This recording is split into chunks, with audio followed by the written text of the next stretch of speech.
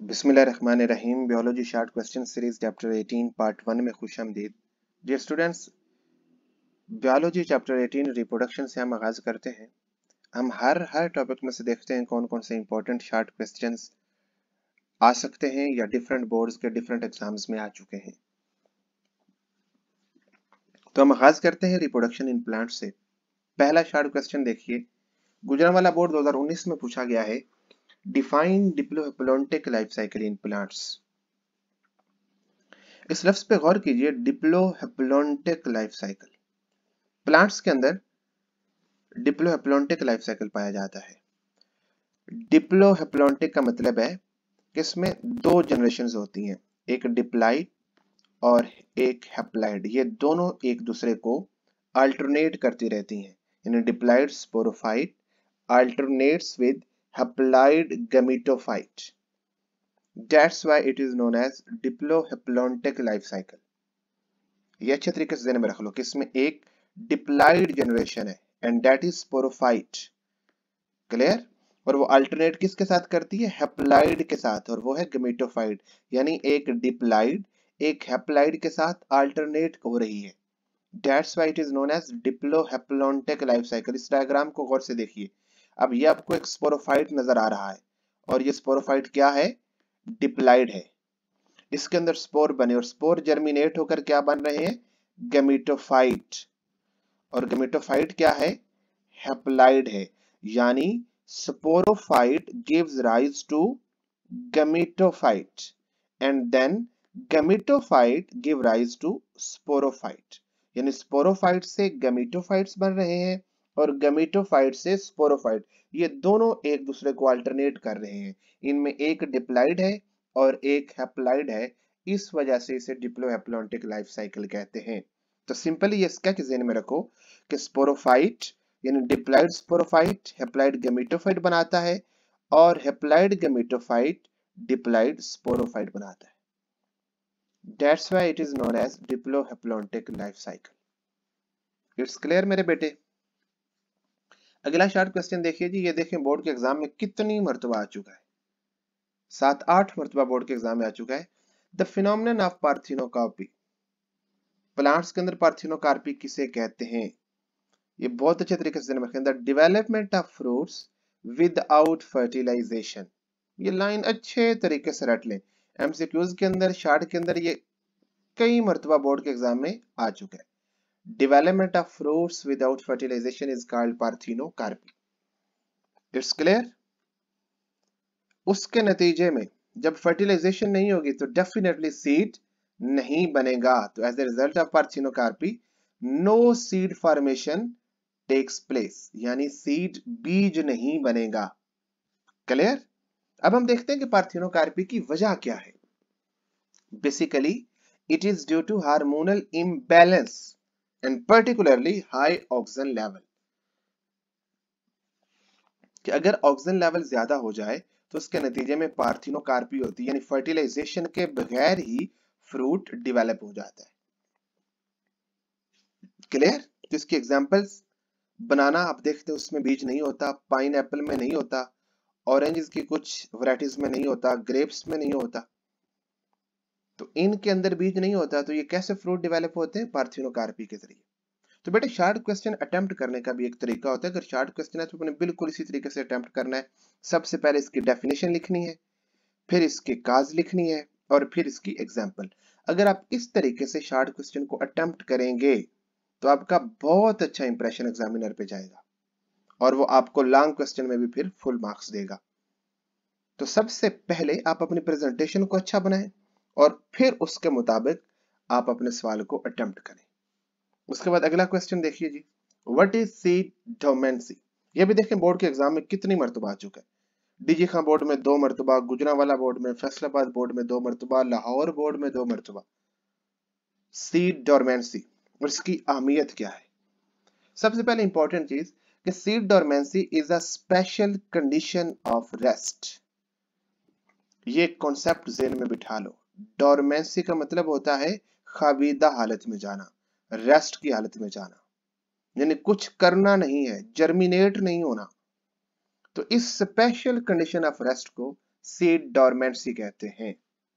ये होती क्यों है? इसलिए कि अगर बीज के लिए अनफेवरेबल कंडीशंस हैं, यानी उसकी जर्मिनेशन के लिए फेवरेबल कंडीशंस नहीं है, तो उन अनफेवरेबल कंडीशंस को सरवाइव करने के लिए, पास करने के लिए वो एक स्पेशल कंडीशन ऑफ रेस्ट में चला जाता है, जिसे सीड डोरमेंसी कहते हैं। So it enables an embryo to survive the long periods of unfavorable conditions. Clear? ये अनफेवरेबल कंडीशंस क्या हो सकती हैं? वाटर स्कॉसिटी हो सकती है, टेम्परेचर कम हो सकता है। तो इन कंडीशंस को पास आउट करने के लिए वो स्पेशल कंडीशन ऑफ रेस्ट में चला जाता है। इसकी अहमियत क्या है? इसकी अहमियत ये है कि सीड डोरमेंसी के दौरान वो अपनी ग्रोथ को खत्म कर देता है, जर्मिनेट नहीं होता, बिल्कुल खाबीदा हालत में चला जाता है, डोरमेंट हो जाता है। क्लियर? तो इसके नतीजे में जैसे हम घरों में बीज रख लेते हैं, फिर जब फेवरेबल कंडीशन आती है तो उन बीज को बोते हैं, और जब तक वो बीज घर में पड़े हुए होते हैं उस वक्त वो डोरमेंट होते हैं, जर्मिनेट नहीं करते। यूं ही हम उन्हें फेवरेबल कंडीशन आने पर जमीन के अंदर बोते हैं, वो जर्मिनेट कर जाते हैं। तो इसके नतीजे में उनको स्टोर किया जा सकता है, अनफेवरेबल कंडीशन को आसानी से पास किया जा सकता है। So it prevents the dormant seed from germinating in response to condition like a warm spell in water. इसकी ये भी बड़ी अहमियत है कि अगर लो टेम्परेचर है, ऐसा नहीं कि थोड़ा सा वार्म स्पेल आया है तो सीड ने जर्मिनेट करना शुरू कर दिया, बिल्कुल भी ऐसा नहीं है। सीड डोरमेंसी का फायदा यह है कि जब तक प्रॉपर प्रिसाइज एनवायरमेंटल क्यूज ना मिले उस वक्त तक सीड अपनी डोरमेंसी को खत्म नहीं करता, वो जर्मिनेट नहीं होता जब तक प्रॉपर प्रिसाइज एनवायरमेंटल क्यूज नहीं मिलते। तो ये सीड डोरमेंसी अच्छी तरीके से ध्यान में रख लो। अगला क्वेश्चन देखिए जी, DG Khan board 2017, Multan board में 2 मरतबा, रावलपिंडी बोर्ड आजाद जम्मू कश्मीर 2017 में आ चुका है। Write a note on fruit set and fruit ripening. ये बड़ा इंपॉर्टेंट शॉर्ट क्वेश्चन है। फ्रूट सेट का मतलब है the retention of ovary. The term fruit set is related to retention of ovary, कि ओवरी गिरे ना, रिटेन रहे, जो बाद में फर्टिलाइज होने के बाद फ्रूट बन जाए। तो ओवरी का रिटेन रहना, इसको फ्रूट सेट कहते हैं। तो फ्रूट सेट के लिए जिस हार्मोन की बहुत जरूरत होती है वो हार्मोन है auxin. Auxin is necessary for fruit set. Without auxin abscission of flowers normally occurs. फूल गिर जाते हैं, फिर फल नहीं बनता, leading to low fruit yields. तो फलों की ओवरऑल मिकदार में कमी वाक़ई होती है। फ्रूट राइपनिंग, फलों का पकना। After fertilization the ovary and ripe seeds continue to produce auxins which stimulate fruit development. कि जब फ्रूट सेट हो जाए, रिटेंशन ऑफ ओवरी हो जाए, उसके बाद फिर वो मजीद ऑक्सिन्स प्रोड्यूस करते रहते हैं, जिसके नतीजे में फ्रूट की प्रॉपर डेवलपमेंट होती है और फ्रूट पक जाता है। तो ये दोनों टर्म्स अच्छे तरीके से जहन में रख लें। अगला क्वेश्चन देखिए जी, डिफाइन क्लाइमेक्टेरिक। ये देखें, केले पक रहे हैं, कैसे? अमूमन यूं होता है कि फ्रूट राइपनिंग के दौरान उनके अंदर रेस्पिरेटरी एक्टिविटी होती है, एकदम से वो रेस्पिरेटरी बस्ट करती हैं, जिसके नतीजे में फल पकना शुरू हो जाता है। So it is the onset of respiratory activity during fruit ripening, और उसके नतीजे में इथीन प्रोड्यूस होती है जो मजीद फलों को पकाने में मददगार साबित होती है। क्लियर?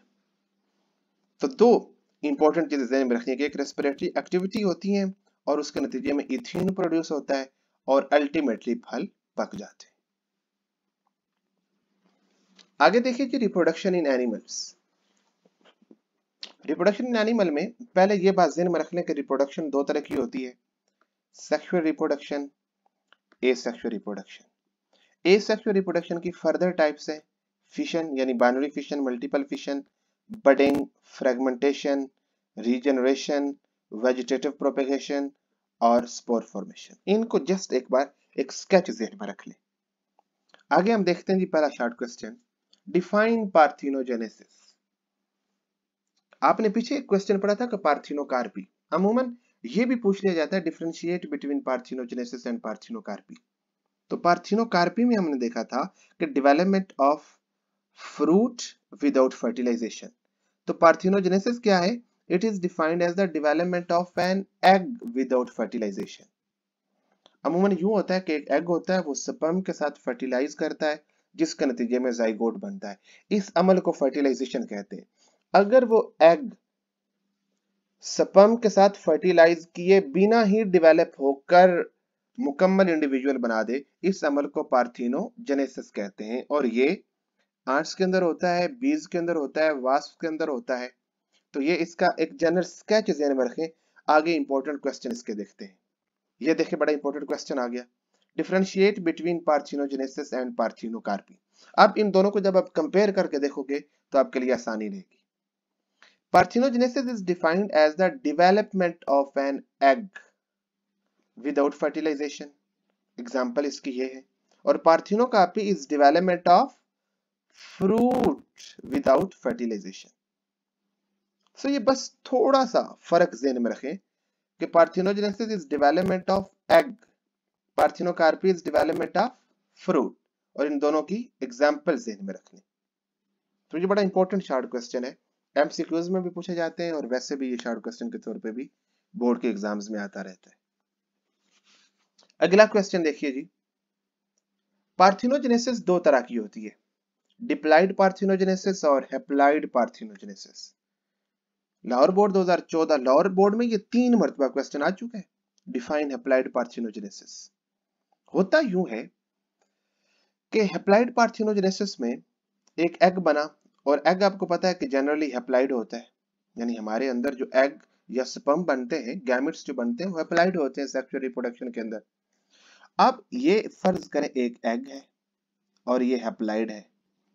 अब जनरली इसने एक स्पर्म के साथ मिलना था, वो भी हैप्लाइड था, और इन दोनों ने फर्टिलाइज होकर एक जाइगोट बना देना था जो कि डिप्लाइड था।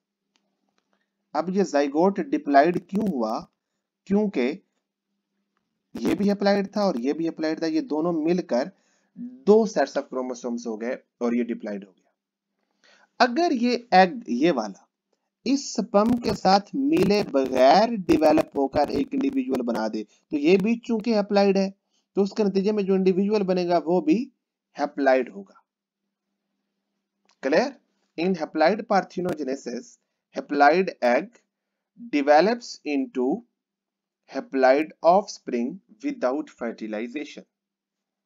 हनी बी इसकी बड़ी इंपॉर्टेंट एग्जांपल है। आपको पता है कि हनी बी के अंदर ड्रोन्स होते हैं, मेल्स होते हैं, और वो जो मेल्स प्रोड्यूस होते हैं वो अनफर्टिलाइज एग से होते हैं और वो हैप्लाइड होते हैं।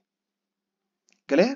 तो इस तरीके से हम कह सकते हैं कि हनी बीज में मेल ड्रोन्स हैप्लाइड पार्थिनोजेनेसिस से प्रोड्यूस होते हैं। ये आपको डायग्राम में बड़े अच्छे तरीके से दिखाया गया है।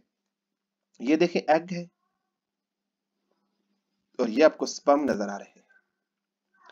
इनकी आपस में फर्टिलाइजेशन हुई, तो फर्टिलाइजेशन के नतीजे में जो जाइगोट बनते हैं, उन जाइगोट के नतीजे में जो भी इंडिविजुअल बनेंगे वो डिप्लाइड होंगे, और ये फीमेल्स होती हैं जो क्वीन और वर्कर बनती हैं, ये डिप्लाइड है।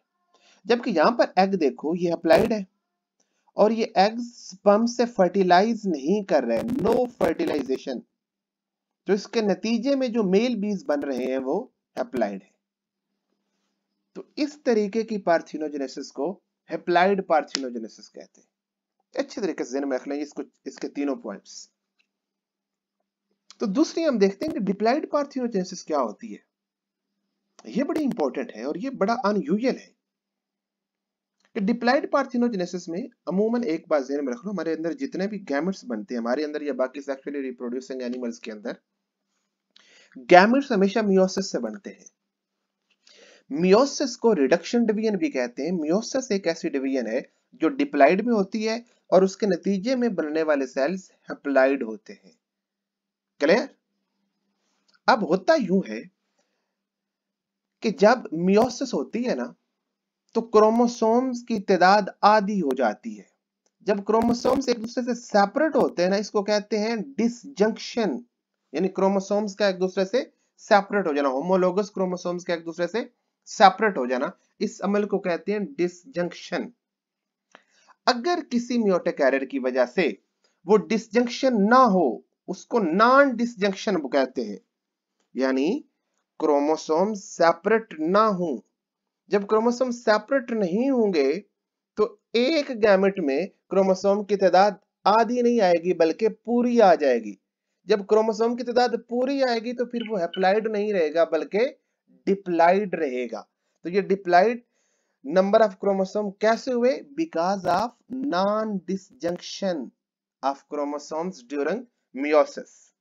मियोसिस के एनाफेज में नॉन डिसजंक्शन हुई। सो इन diploid parthenogenesis, egg producing cells of female undergo a modified form of meiosis involving total non disjunction of chromosome। मैं फिर बात दोहरा रहा हूं कि मियोसिस में जब क्रोमोसोम की तादाद आधी आधी होती है डॉटर सेल्स में, तो क्रोमोसोम का एक दूसरे से सेपरेट हो जाना, इसको डिसजंक्शन कहते हैं। अगर वो सेपरेट ना हो सके तो उसको नॉन डिसजंक्शन कहते हैं।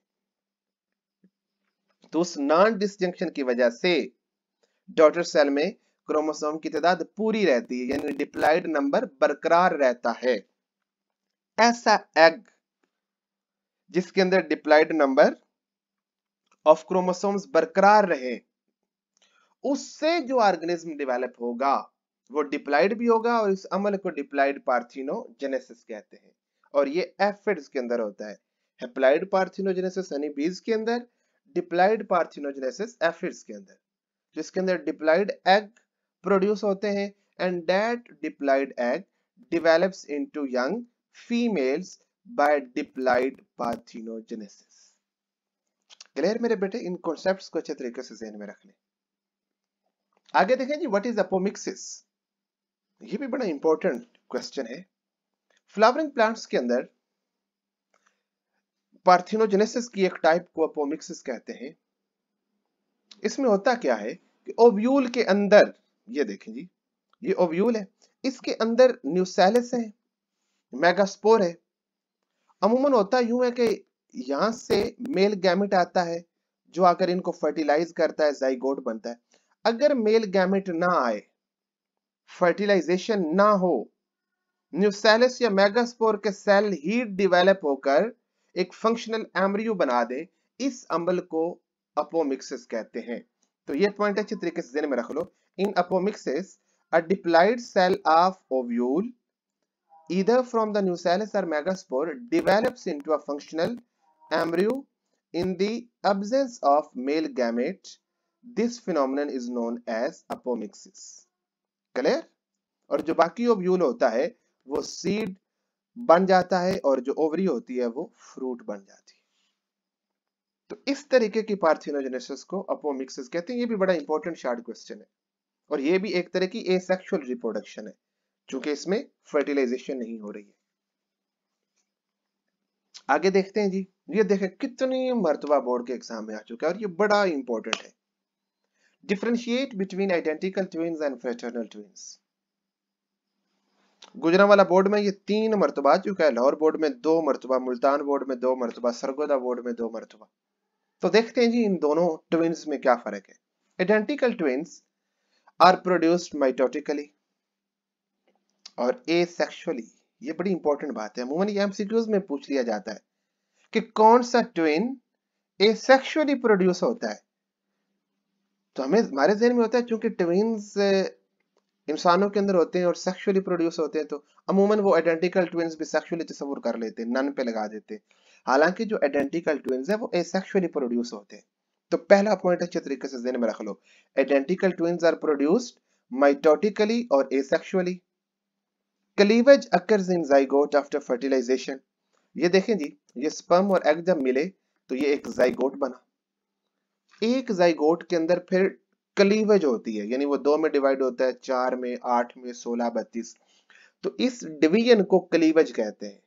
होता यूं है, जब ये जाइगोट 2 सेल स्टेज पर होता है, यानी सबसे पहले वो डिवाइड होकर 2 सेल्स बनाता है।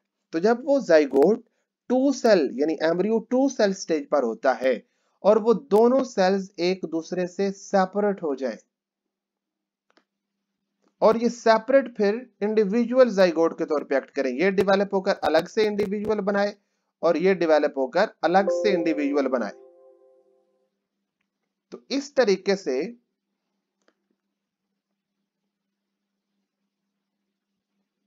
जो दो ट्विंस बनेंगे उन्हें आइडेंटिकल ट्विंस कहते हैं। क्या कहते हैं? Identical twins. तो मैं फिर दोहरा रहा हूं, सबसे पहले क्या बना? जाइगोट। जाइगोट जब टू सेल स्टेज पर आया तो टू सेल स्टेज पर पहुंचकर वो दोनों ब्लास्टोमेयर्स, वो दोनों सेल्स एक दूसरे से सेपरेट हो गए। सेपरेट होने के बाद फिर वो दोनों अलग अलग इंडिविजुअल बन गए। तो इस तरीके से ये जो दोनों अलग अलग इंडिविजुअल बने, ये दोनों एक दूसरे के बिल्कुल आइडेंटिकल हैं और इनको आइडेंटिकल ट्विंस कहते हैं। अब सवाल ये जो मैंने पहला पॉइंट लिखा, identical twins are produced mitotically, तो ये जो पहली डिवीजन हुई थी ये कौन सी डिवीजन थी? डेफिनेटली क्लीवेज के अंदर जितनी भी डिवीजन्स होती हैं ये सारी माइटोटिक डिवीजन्स होती हैं। तो ये माइटोसिस के जरिए डिवीजन हुई और ये जो दो सेल्स बने ये किस तरह बने थे? ये माइटोसिस के जरिए बने थे। तो इसलिए इसको एसेक्सुअल रिप्रोडक्शन कहते हैं। ठीक है, सो देखें जी, cleavage occurs in zygote after fertilization in higher vertebrates. When the embryo is at two cell stage, the two blastomeres, यानी जब क्लीवेज होती है तो उसके नतीजे में जो सेल्स बनते हैं उनमें हर सेल को ब्लास्टोमेयर कहा जाता है। The two blastomeres instead of remaining together, यानी ये इकट्ठे रहने की बजाय एक दूसरे से सेपरेट हो गए। Instead of remaining together may separate and behave as independent zygote. Clear? Each zygote gives rise to a new individual और वो दोनों इंडिविजुअल्स एक दूसरे के आइडेंटिकल होंगे। क्लियर मेरे बेटे? अच्छे तरीके से इसको ज़हन में रख लें। ये तो था आइडेंटिकल ट्विंस। दूसरा देखें जी, fraternal twins. They are produce sexually. ये पहला फर्क ध्यान में रखो, ये अमूमन फर्क बच्चे भूल जाते हैं कि identical twins asexually, fraternal twins are produce sexually. देखें जी, in some cases more than one egg is produced by the female. अमूमन यूं होता है कि एक फीमेल एक ही एग प्रोड्यूस करती है एक वक्त में, जो स्पर्म के साथ फर्टिलाइज होके जाइगोट बना देता है। अमूमन यूं होता है, बाज औकात ऐसे हो सकता है कि एक से ज्यादा एग प्रोड्यूस हो जाए। जब एक से ज्यादा एग प्रोड्यूस होंगे और वो दोनों एग या तीनों एग्स अलग अलग स्पर्म फर्टिलाइज करेंगे। ये देखे ना, दो एग प्रोड्यूस हुए जी, एक ये और एक ये, इनको अलग अलग स्पर्म ने फर्टिलाइज किया। ये देखें, इसको अलग स्पर्म ने फर्टिलाइज किया और इसको अलग स्पर्म ने फर्टिलाइज किया। तो ये एक की बजाय दो जाइगोट बने। अब इसमें स्पर्म अलग है, इसमें स्पर्म अलग है, ये एग अलग है, ये एग अलग है। ये दो फर्टिलाइजेशंस हुई हैं।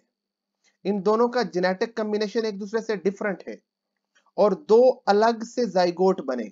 जब ये दो अलग से जाइगोट बने, ये डेवलप होकर अलग से इंडिविजुअल और ये डेवलप होकर अलग से इंडिविजुअल। अब ये कंप्लीट आइडेंटिकल एक दूसरे के नहीं है, इनका जेनेटिक कॉम्बिनेशन भी एक दूसरे से सिमिलर नहीं है। तो इस तरह के ट्विंस को फ्रेटर्नल ट्विंस कहा जाता है। So in some cases more than one egg is produced by the female if all these eggs are fertilized, forming two or more zygotes. These zygotes develop into new offsprings. These offsprings have different genetic makeup. मैं बार बार दोहरा रहा हूं, इसलिए क्योंकि ये अलग sperm से fertilise हुआ, ये अलग स्पर्म से फर्टिलाइज हुआ, तो इसलिए इनका जेनेटिक मेकअप एक दूसरे से डिफरेंट होता है और इनको फ्रेटर्नल ट्विंस कहते हैं। क्लियर मेरे बेटे? तो ये बड़ा इंपॉर्टेंट क्वेश्चन है, इनको बहुत अच्छे तरीके से बार बार सुनना है और याद करना है। अगला एमसीक्यू देखिए, शॉर्ट क्वेश्चन देखिए जी। डीजी खां बोर्ड में 2 मरतबा आ चुका है, सरगोदा बोर्ड 2015 में आ चुका है। Differentiate between asexual and sexual reproduction. ये बहुत आसान है, तकरीबन सब बच्चों को आता होता है। इनके ये पॉइंट्स अच्छे तरीके से ध्यान में रख लो। पहला पॉइंट ये है कि सेक्सुअल रिप्रोडक्शन में अमूमन एक पेरेंट इन्वॉल्व होता है, सेक्सुअल में 2 पेरेंट्स इन्वॉल्व होते हैं। एसेक्सुअल में कोई गैमेट्स नहीं बनता, डेफिनेटली कोई गैमेट्स नहीं बनता क्योंकि फर्टिलाइजेशन नहीं होती, एक ही पेरेंट होता है। जबकि सेक्सुअल रिप्रोडक्शन में गैमेट्स बनते हैं, स्पर्म और एग्स बनते हैं जिनकी फर्टिलाइजेशन से जाइगोट बनता है। उसके बाद तीसरा पॉइंट देखें जी, एसेक्सुअल रिप्रोडक्शन में मियोसिस नहीं होती। मैंने बताया था ना कि मियोसिस अमूमन गैमेट्स प्रोडक्शन के दौरान होती है, जब स्पर्म और एग बनते हैं उस वक्त मियोसिस होती है। सेक्सुअल रिप्रोडक्शन में गैमेट्स प्रोड्यूस होते हैं और मियोसिस के जरिए होते हैं, ठीक है। देखा ना, मियोसिस इज प्रेजेंट। अगला जुमला बड़ा इंपॉर्टेंट है, टू प्रिवेंट क्रोमोसोम डबलिंग। देखे ना, अगर गैमेट्स जो बन रहे हैं स्पर्म और एग, ये मियोसिस के जरिए नहीं बने जी, माइटोसिस के जरिए बने होते, तो ये डिप्लॉइड होते, और जब डिप्लॉइड और डिप्लॉइड मिलते तो जाइगोट टेट्राप्लॉइड हो जाता। तो इस तरीके से अगली जनरेशन में क्रोमोसोम की तादाद कांस्टेंट तो ना रहती, डबल हो जाती। तो उन क्रोमोसोम की डबलिंग से बचाने के लिए मियोसिस होती है, ताकि अगली जनरेशन में क्रोमोसोम की तादाद बरकरार रहे। तो तीसरा फर्क जी मियोसिस का है। चौथा फर्क, offsprings are identical to parent. In asexual reproduction, offsprings are identical to parent, जबकि sexual reproduction में offspring parent के identical नहीं होते, because they show genetic variation as a result of genetic recombination.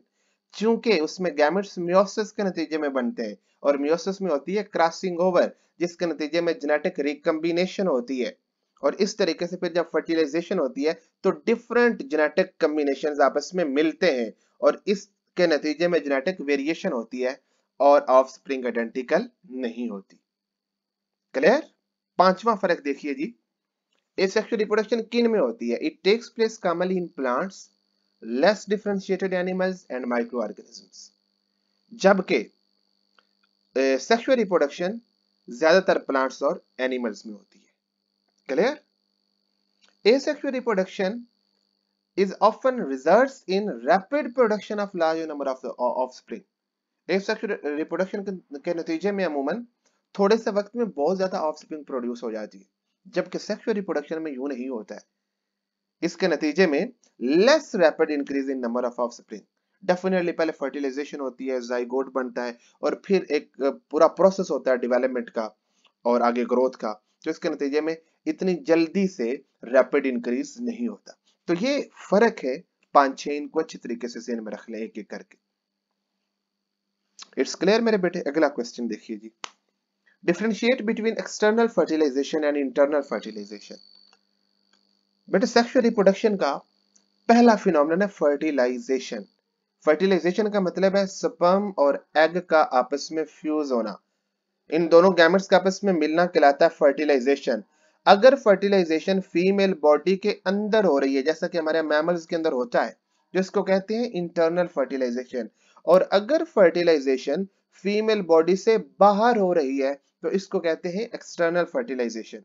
तो external fertilization takes place outside the female body. Clear? तो external fertilization कहां पे होती है? Outside the female body, while internal fertilization takes place inside the female body। तो ये पहला point अच्छे तरीके से ध्यान में रख लो।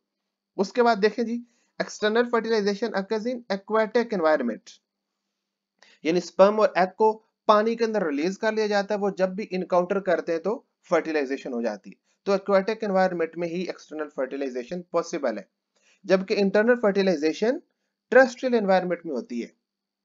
क्यों? क्योंकि टेरेस्ट्रियल एनवायरनमेंट में अगर बाहर स्पर्म और एग रिलीज कर दिया जाए तो उनका एनकाउंटर करने के कोई चांसेस नहीं होते, तो इसलिए फर्टिलाइजेशन को इंश्योर करने के लिए इंटरनल फर्टिलाइजेशन होती है।